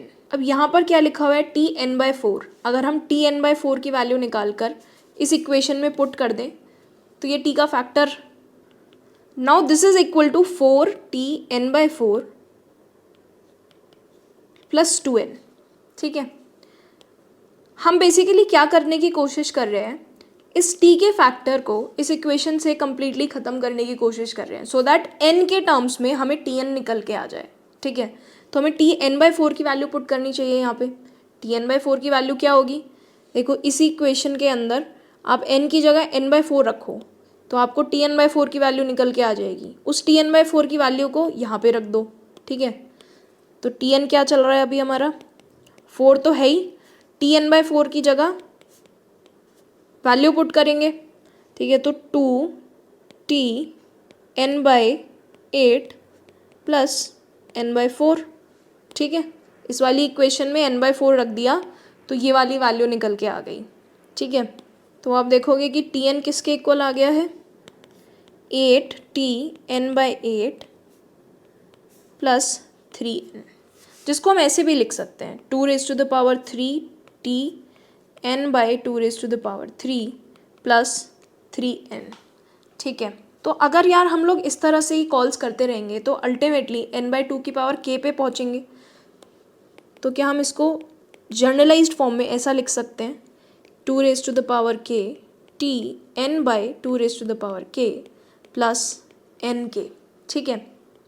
अब यार क्योंकि हमें ये t की टर्म एलिमिनेट करनी है, ऐसा क्या वैल्यू है t of what function, t of what value we know the answer of. देखो t ऑफ 1c होता है, ये हम जानते हैं कि t ऑफ एक साइज का अगर एरे आ जाए तो उसमें कांस्टेंट टाइम लगता है, ये हमें पता है, ठीक है। तो हम क्या करें, हम यहाँ पर ना T1 बनाने की कोशिश करते हैं कि 2k T1 प्लस nk, क्योंकि T1 की वैल्यू c है, ठीक है। तो 2k c क्या है कांस्टेंट है, तो प्लस nk। अब यहाँ पर अगर 1 आ गया है तो n/2k कभी ना कभी 1 होगा, है ना। n/2k को आप 1 रखोगे तो k यहाँ से log n आ जाएगा, ठीक है। k की वैल्यू log n मिल गई। अब इसी इक्वेशन में यार k की जगह log n रख दो, 2⁻log n c plus n log n, 2⁻log n ही होगा तो cn plus n log n आ गया। अब cn plus n log n में यार n log n बड़ी टर्म है, ठीक है। तो n log n के कंपैरिजन में हम cn को छोड़ सकते हैं, तो बिग O के टर्म्स में यार हम इसको O n log n लिखेंगे, तो हमारी टाइम कॉम्प्लेक्सिटी यहाँ से n log n आ गई, ठीक है। तो हम सब्स्टिट्यूशन मेथड में क्या करते हैं, हम वैल्यूज़ को सब्स्टिट्यूट करते रहते हैं यूजिंग आवर मेन इक्वेशन। ये इक्वेशन टाइम कॉम्प्लेक्सिटी की इक्वेशन है जो हमने काइंड ऑफ इस ट्री के थ्रू ही हम इसको देख सकते हैं, या आप कोड के थ्रू भी आप इस इक्वेशन को डिटरमाइन कर सकते हो कि यार ये अगर n साइज़ पे काम हो रहा है तो ये वाला काम Tn/2 साइज़ पे हो रहा है, n/2 साइज़ पे हो रहा है, तो इसमें Tn/2 टाइम लगेगा, इसमें Tn/2 टाइम लगेगा और इसमें n टाइम लगेगा। तो Tn इक्वल हो जाएगा इन तीनों के सम के इक्वल, ठीक है। या अगर आप रिकर्सिव ट्री से भी वाली चीज़ देख सकते हो कि यहाँ पर इस लेवल पे अगर n टाइम का हमें क्वेश्चन सॉल्व करना है तो उसके लिए n/2 का सॉल्व करना होगा और n/2 का सॉल्व करना होगा, और इन दोनों को मर्ज करने में n लगता है, ठीक है। तो ये टाइम कॉम्प्लेक्सिटी रिलेशन आप डराइव कर सकते हो, जो आपको रिकरेंस रिलेशन से भी दिख जाती है, पता है। थोड़ा सा बस आगे पीछे एक बार देख लेना चाहिए कि रिकरेंस रिलेशन के अलावा सेल्फ वर्क में क्या टाइम लग रहा है, ठीक है। वहाँ से आपको टाइम कॉम्प्लेक्सिटी रिलेशन मिल जाता है। फिर आप वैल्यूज़ पुट करते रहते हो और आखिर में उस वैल्यू के पास जाने की कोशिश करते हो जिसका आंसर आपको पता है, क्योंकि अल्टीमेटली ये टी टर्म हम रिमूव करना चाहते हैं, we want to get rid of this T term. इस केस में हमें T1 का आंसर पता था कि यार T1 कांस्टेंट टाइम लेता है, तो हमने n/2 की पावर k को 1 रखा और वहाँ से देख लिया कि यार k की वैल्यू log n है और T1 को c रख दिया। k की वैल्यू भी निकल गई, k को भी तो हटाना पड़ेगा ना, k तो नंबर ऑफ कॉल्स है तो उसकी जगह आपको log n रखना है। तो अल्टीमेटली क्योंकि आपको आंसर सिर्फ n के टर्म्स में चाहिए, ठीक है, तो यहाँ से time complexity n log n आ गई। हम सब्स्टिट्यूशन मेथड पहली बार पढ़ रहे हैं। अगर आप सब्स्टिट्यूशन मेथड के एक दो एग्जांपल्स और देखना चाहते हो तो वीडियो के एंड में देख लेना। मैं एक दो एग्जांपल्स वीडियो के एंड में सब्स्टिट्यूशन मेथड के और ऐड कर दूंगी, just because we are doing it for the first time. अभी तक हमने सारे क्वेश्चंस में रिकर्शन के रिकर्सिव ट्री यूज़ करके, नंबर ऑफ कॉल्स देखकर, एक कॉल में कितना टाइम लग रहा है, इस तरह से हमने टाइम कॉम्प्लेक्सिटी डिराइव करी थी। पर ये सब्स्टिट्यूशन मेथड भी बहुत इंपॉर्टेंट होता है, इससे काफ़ी ईजिली बिना ट्री बनाए हम टाइम कॉम्प्लेक्सिटी एनालाइज कर पाते हैं। भैया मर्ज सॉर्ट की स्पेस कॉम्प्लेक्सिटी कितनी होती है?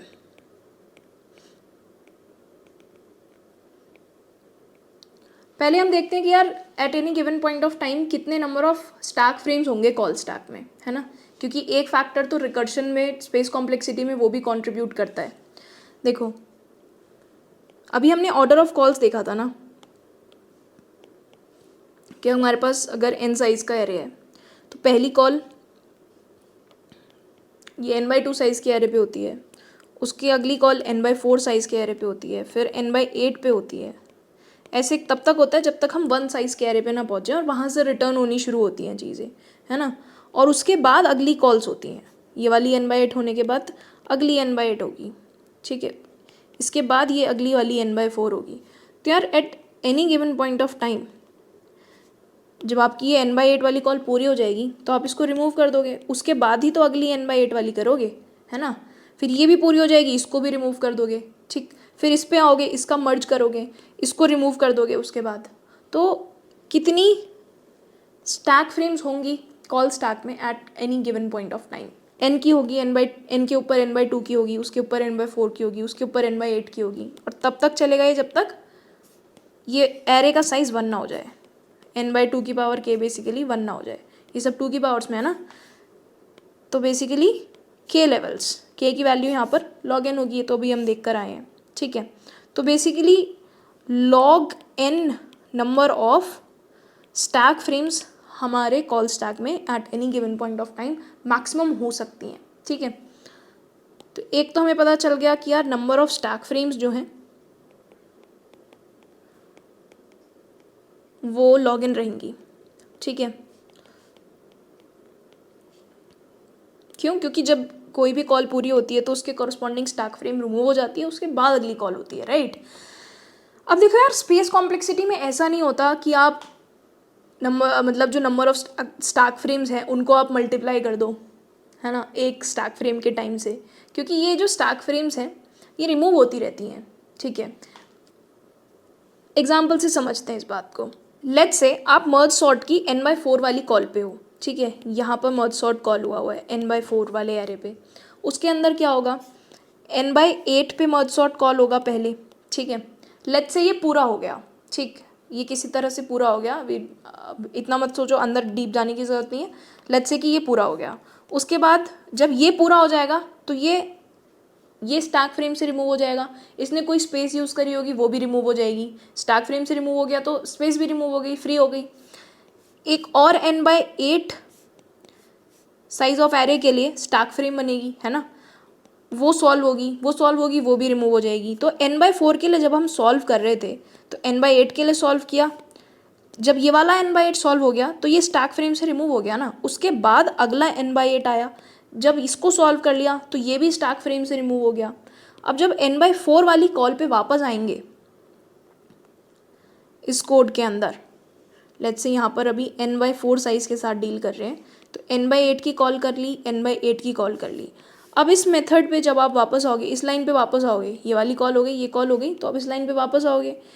इस लाइन पे वापस आने के बाद अब आप स्पेस ऑक्यूपाई करोगे। n/4 वाली स्टैक फ्रेम अभी है, n/4 वाली स्टैक फ्रेम कितना स्पेस ऑक्यूपाई करेगी, जितना यहाँ पर जो भी हमारा एरे होता है उस उतने के बराबर ही स्पेस ऑक्यूपाई होता है। तो ये वाली कॉल जो है n/4 स्पेस ऑक्यूपाई करेगी, मर्ज वाली कॉल इस n/4 कॉल के अंदर n/4 स्पेस ऑक्यूपाई करेगी। ठीक है। तो यहाँ पर इसने n/4 यार स्पेस ऑक्यूपाई करके इन दोनों के रिजल्ट को मर्ज कर दिया, ठीक है।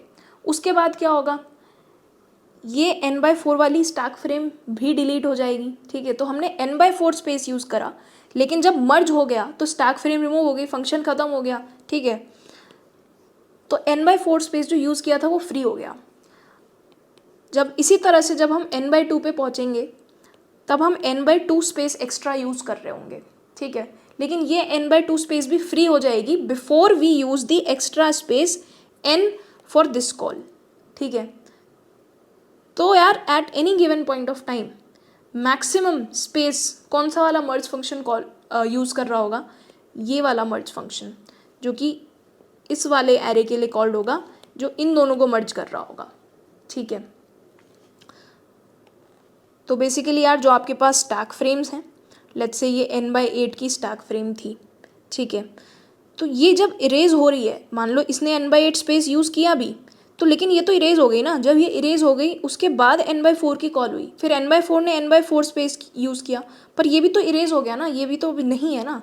तो एट एक पॉइंट पे आप n स्पेस यूज़ कर रहे होंगे, and which is the maximum space any stack frame uses, ठीक है। तो हम कितना स्पेस मैक्सिमम यूज़ कर रहे हैं, n, और टोटल स्टैक फ्रेम्स कितनी है, log n। तो n प्लस log n होगा, यहाँ पर मल्टीप्लाई नहीं कर रहे हैं, हम ऐड कर रहे हैं। n हम n eight any given point of time कोई भी स्टैक फ्रेम कितना स्पेस मैक्सिमम यूटिलाइज कर रही है, हमारा जो प्रोग्राम है वो कितना लीनियर स्पेस, सिर्फ n स्पेस वो एक्स्ट्रा यूज़ कर रहा है। नंबर ऑफ स्टैक फ्रेम्स बेशक log n बन रही हैं, ठीक है। पर ये जो स्टैक फ्रेम्स बनी थी उनमें ऐसा नहीं था कि इसने n स्पेस यूज़ कर रखा था ऑलरेडी, इसने भी n यूज़ कर रखा था, इसने n यूज़ कर रखा था, ठीक है। ऐसा नहीं था। अगर ऐसा होता तब हम मल्टीप्लाई करते n इंटू लॉग n, लेकिन ऐसा नहीं था। एक्चुअल में क्या हो रहा था, इसने जो स्पेस यूज़ करी वो करी, ठीक है, माना इसने n/4 स्पेस यूज़ करी, लेकिन स्पेस यूज़ करने के बाद यार ये चीज़ स्टैक से रिमूव भी तो हो गई थी ना। तो ऐसा कभी नहीं था कि इसने स्पेस यूज़ करी और इसने भी साथ में स्पेस यूज़ कर रखी है, ठीक है। इंडिपेंडेंट स्पेस यूज़ कर रहे हैं लोग, ठीक, इसलिए यहाँ पर ये ऐड हो रहा है। तो जो स्पेस कॉम्प्लेक्सिटी है वो O ऑफ n है, ठीक है। Is merge sort a stable algorithm? Yes. अगर हमारे पास अनसॉर्टेड एरे में डुप्लीकेट एलिमेंट्स हैं तो सॉर्ट होने के बाद उन डुप्लीकेट एलिमेंट्स का रिलेटिव ऑर्डर वही होगा सॉर्टेड एरे में जो अनसॉर्टेड में था। That's why merge sort is a stable algorithm. But how, let's see आपके पास ये एरे है, ठीक है। इसमें 2 बार 3 आ रहा है, पहले 3 को मैंने 3 लिख दिया है और दूसरे को 3 स्टार। मर्ज सॉर्ट में हम क्या करते हैं, 2 हाफ्स में डिवाइड करते हैं, दोनों हाफ्स को रिकर्शन से सॉर्ट कराते हैं, ठीक है। सो ये लेट्स से 8 3 5 है और ये 4 6 3 है, 4 6 3 स्टार। तो सॉर्ट होने के बाद 8 3 5 तो चेंज होके हो जाएगा 3 5 8, और ये हो जाएगा 3 स्टार 4 6 3 5 8, ठीक है। ये लेट्स से हमारा लेफ्ट एरे है, ये राइट एरे है। अब ओरिजिनल एरे के अंदर 3 पहले आ रहा था और 3 स्टार बाद में आ रहा था। अब इन 2 सॉर्टेड एरेज को जब हम मर्ज करेंगे तो देखो यहाँ हमें ये left less than equal to check करना चाहिए, ठीक है। यहाँ पर हमने कोड में लेस देन लिख दिया था, पर हमें लेस देन इक्वल टू लिखना चाहिए, ठीक है। जिससे कि अगर इक्वालिटी वाली कंडीशन आए भी कंपेयर करते वक्त तो एरे के अंदर पहले लेफ्ट वाला एलिमेंट राइट हो। फॉर एग्जांपल यहाँ पर 3 और 3 स्टार जब कंपेयर होंगे तो ये वाली कंडीशन ट्रू हो जाएगी क्योंकि दोनों इक्वल हैं। यहाँ पर लेट्स से आपका आई पॉइंटर है, यहाँ जे पॉइंटर है और यहाँ के पॉइंटर है, ठीक है। ये दोनों कंपेयर हुए, इक्वल है, ये वाली कंडीशन ट्रू हुई। एरे के अंदर हम कौन सा वाला 3 लिख रहे हैं, ये वाला 3 लिख रहे हैं, आई पॉइंटर वाला 3। तो आप यहाँ पर 3 यहाँ पर लिख देंगे, आई को यहाँ मूव कर देंगे, जे यहीं रहेगा। इन दोनों को कंपेयर करेंगे, ठीक है। अगले पोजीशन पे 3 स्टार लिखेंगे आप, ठीक है। तो 3 और 3 स्टार का ऑर्डर रिलेटिव मेंटेन हुआ। इनिशियली भी 3 3 स्टार प्रेजेंट था और सॉर्टेड एरे में भी 3 पहले और 3 स्टार बाद में आया है। बट कंडीशन है आपने यहाँ पर लेस देन इक्वल टू लगाना है, ठीक है। What are the applications of merge sort? देखो ये पहली एल्गोरिथम थी जो n log n worst case में चल रही थी, तो ऑब्वियसली लार्ज डेटा सेट्स पे बेटर परफॉर्म करेगी n स्क्वायर से, ठीक है। तो वो तो एक एप्लीकेशन है ही। दूसरा, अभी आप जब लिंक लिस्ट पढ़ेंगे तो आपको लिंक लिस्ट सॉर्ट करने का क्वेश्चन आएगा, और मर्ज सॉर्ट की हेल्प से that would become very easy. ठीक है, what are the drawbacks of merge sort? देखो यार, अगर आपको बेस्ट केस भी मिल जाए, already sorted array let's say, उस केस में भी merge sort N log N time ही लेता है। तो मर्ज सॉर्ट का worst case, best case, average case सब एन लॉग एन होते हैं। जबकि हमने इंसर्शन सॉर्ट, हमने कुछ ऐसे सॉर्टिंग एल्गोरिथम्स जो भी देखे थे, उसमें आप देखोगे कि बबल सॉर्ट और इंसर्शन सॉर्ट का बेस्ट केस एन था, बट ये जो हम मर्ज सॉर्ट पढ़ के आए हैं इसमें हर किसी केस में एन लॉग एन आता है।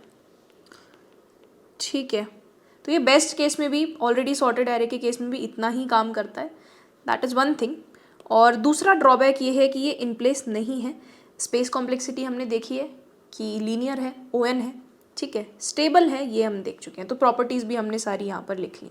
सो ड्रॉबैक्स हो गए कि बस बेस्ट केस भी एन लॉग एन है और इन प्लेस है, एक्स्ट्रा स्पेस यूज़ करता है। ठीक है, सो यार with that we have come to the end of this lecture. Merge sort complete हो चुका है। इवन दो लेक्चर बड़ा था, बट जो सार है, समरी है, वो बहुत छोटी सी है कि हमने मर्ज सॉर्ट में बहुत सिंपल सा काम किया कि रिकर्शन को बोला कि आप first half of the array sort कर लाओ, रिकर्शन को बोला second half of the array sort कर लाओ, और ये जो एरेज सॉर्ट करके आए लेफ़्ट राइट, इनको हम मर्ज करके एक ओवरऑल सॉर्टेड एरे बना देंगे। ये जो मर्ज फंक्शन है इसको हम लीनियर टाइम में लिख सकते हैं। ठीक है, तो ओवरऑल टाइम कॉम्प्लेक्सिटी हमारी क्या बन के आई इस प्रोसेस को यूज़ करके, एन लॉग एन। ठीक है, अब यार मैंने आपको लेक्चर में बोला था कि जिन लोगों को सब्स्टिट्यूशन मेथड की और प्रैक्टिस करनी है वो रुक सकते हैं। ठीक है, तो मैं आपको एक एग्जांपल और देने वाली हूँ सब्स्टिट्यूशन मेथड यूज़ करके टाइम कॉम्प्लेक्सिटी निकालने का। आज हमने जब मर्ज सॉर्ट की टाइम कॉम्प्लेक्सिटी निकाली तो दो मेथड्स यूज़ किए। एक तो ये सब्स्टिट्यूशन मेथड, ठीक है, जो आज हमने पहली बार यूज़ किया है। अब तक हमने रिकर्शन के लेक्चर्स में अपना फॉर्मूला चलाया है ज़्यादातर, total number of recursive calls into time taken in one call. ठीक है, इसका भी हमने उस तरीके से भी निकाला, लेवल वाइज देख लिया बस इस बार, है ना। तो ये जो सब्स्टिट्यूशन मेथड होता है ना यार, ये काफ़ी बार हमारी लाइफ इजी कर देता है, और ये आना चाहिए, सब्स्टिट्यूशन मेथड आना चाहिए आपको टाइम कॉम्प्लेक्सिटी निकालने के लिए। तो आप एक और एग्जांपल देखना चाहते हैं तो रुक जाइए, अदरवाइज मर्ज सॉर्ट के लिए वीडियो आज का ख़त्म हो चुका है। ठीक है, तो सब्स्टिट्यूशन मेथड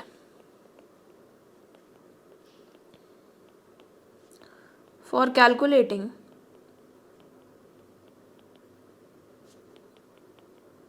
time complexity.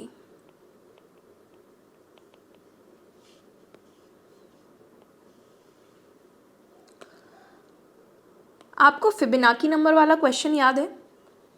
हमने फिबोनाची नंबर वाला क्वेश्चन किया था एक। अगर नहीं याद है तो आप लेक्चर 28 को रेफ़र कर सकते हो फिबोनाची नंबर के क्वेश्चन को रिवाइज करने के लिए। ठीक है, फिबोनाची नंबर के केस में हमने टाइम कॉम्प्लेक्सिटी निकालने के लिए टोटल नंबर ऑफ कॉल्स निकाली थी और एक कॉल में कितना टाइम लग रहा है ये चीज़ निकाली थी, है ना। ये फॉर्मूला हमने यूज़ किया था।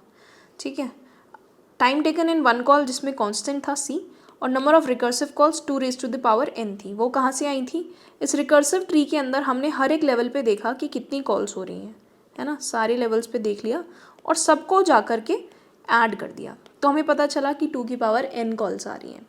ऑब्वियसली एक तरीका ये है टाइम कॉम्प्लेक्सिटी निकालने के लिए। दूसरा तरीका सब्स्टिट्यूशन मेथड है। ठीक है, तो हम सेम क्वेश्चन की टाइम कॉम्प्लेक्सिटी निकालेंगे, बट इस बार सब्स्टिट्यूशन मेथड यूज़ करके instead of using this method. Okay, देखो अगर आपको इसका रेकरेंस रिलेशन याद है तो देखो यहाँ पर रेकरेंस रिलेशन लिखा हुआ भी है कि Fn is equal to Fn-1 plus Fn-2।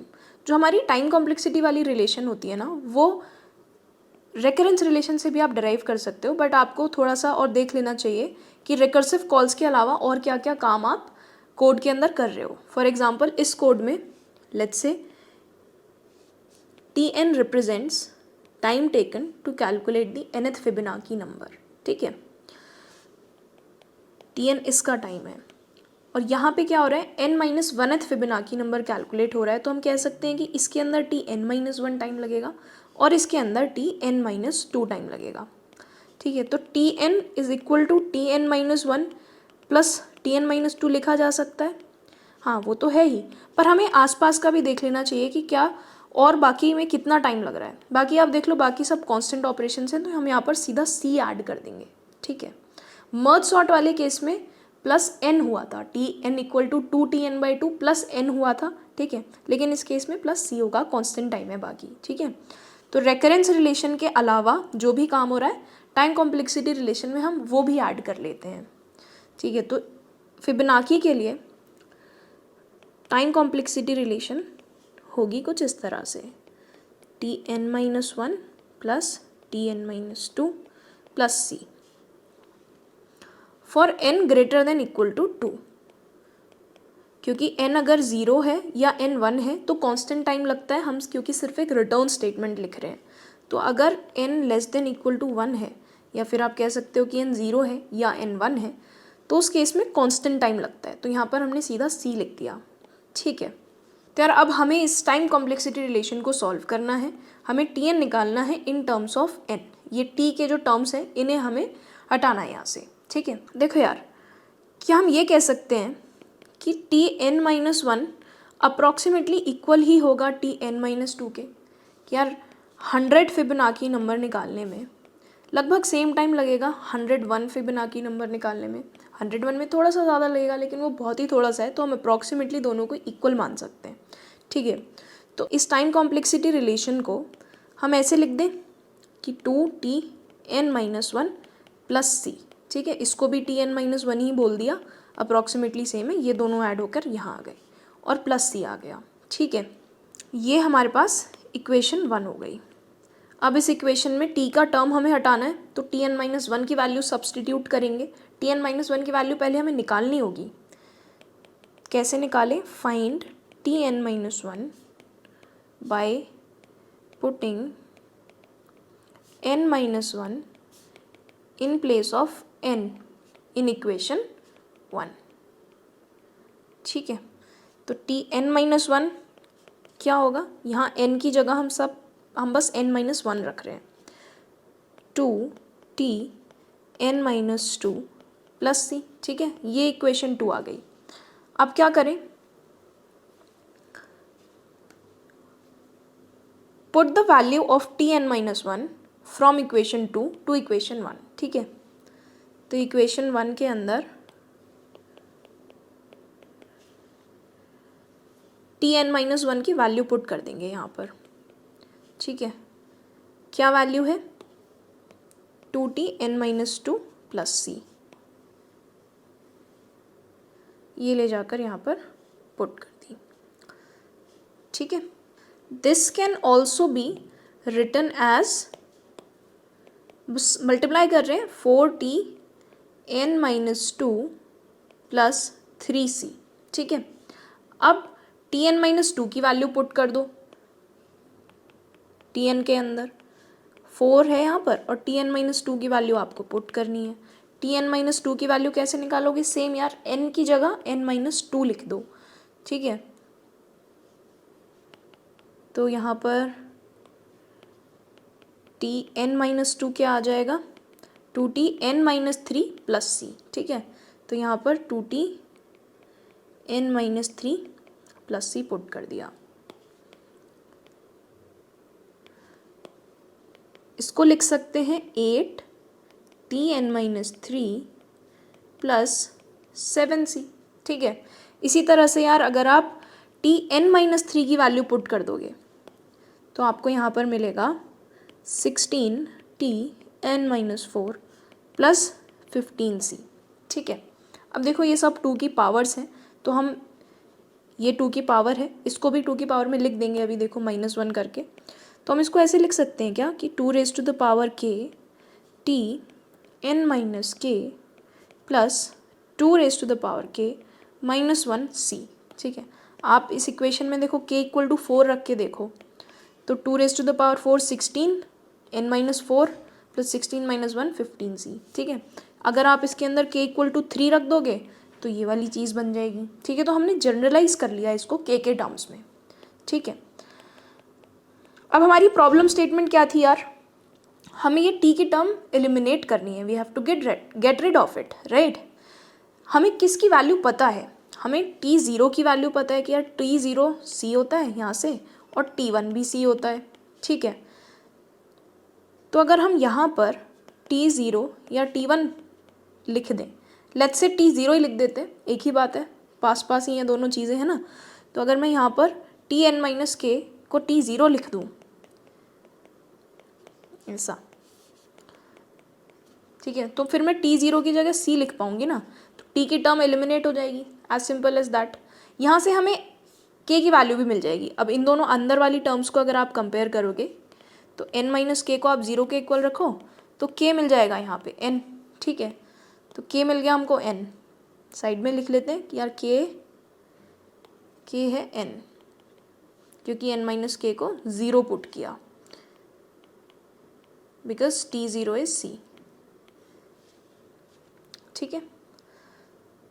Value put करते हैं अब, जो जो वैल्यूज़ आ गई हैं। K की वैल्यू क्या है n, तो 2 raise to the power n। K की वैल्यू n रखोगे तो यहाँ पे T0 आ जाएगा ना, और K की value n again 2 raise to the power n-1 C। Now we know कि T0 कांस्टेंट टाइम लेता है, तो यहाँ पर आप C मल्टीप्लाई कर दो, T0 की जगह आप C रख दो, और 2 raise to the power n C minus 2 raise to the power, यहाँ पे C आएगा, सिर्फ C मल्टीप्लाई हो गया ना अंदर। अब आप इसको लिख सकते हो 2 into 2 raise to the power NC minus C, ठीक है, और 2 raise to the power n+1C minus C। ये C तो कांस्टेंट टर्म है, तो ये तो एलिमिनेट हो जाएगी। बचा क्या, 2 raise to the power n+1C।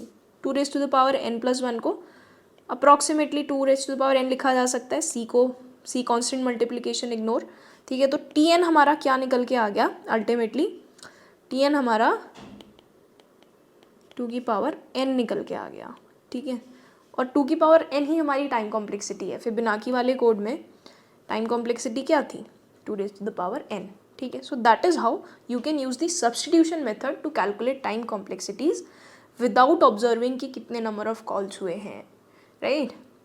Substitution method यार एक इम्पॉर्टेंट चीज़ है, आपको इसकी प्रैक्टिस थोड़ी सी कर लेनी चाहिए। 2 इक्वेशंस तो हमने आज सॉल्व कर ही ली हैं। एक इक्वेशन जो हमने मर्ज सॉर्ट में सॉल्व की थी वो थी ये, राइट, ये मर्ज सॉर्ट की इक्वेशन है टाइम कॉम्प्लेक्सिटी निकालने के लिए सब्स्टिट्यूशन में जो हमने यूज़ करी। एक और हमने आज देख ली, वो ये थी जो कि फिबोनाची में यूज़ हुई थी, ठीक है।